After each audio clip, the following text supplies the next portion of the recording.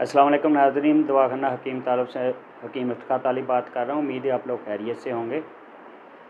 अच्छा, आज का हमारा टॉपिक है, मौजू है कि पत्थरी अगर आपके गुर्दे में, मसाने में या किसी भी जगह पत्थरी का मसला है या पत्थरी हो जाती है तो इसका इलाज ऑपरेशन से कैसे मुमकिन है और ऑपरेशन से पहले कहाँ तक इसका इलाज मुमकिन है। याद रखें, अगर पत्थरी की मिकदार या साइज़ है 9 mm से कम है या 9 mm तक है तो यहाँ तक तो मेडिसन से, दवाई से इजीली इलाज हो सकता है। मेडिसन से ये पत्थरी निकल सकती है, इसके लिए आपको ऑपरेशन करवाने की ज़रूरत नहीं है।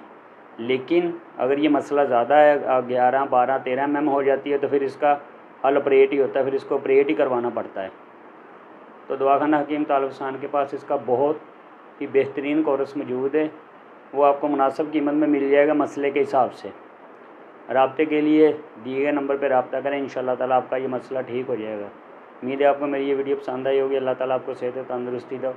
दुआ में याद रखिएगा कि अल्लाह हाफिज़।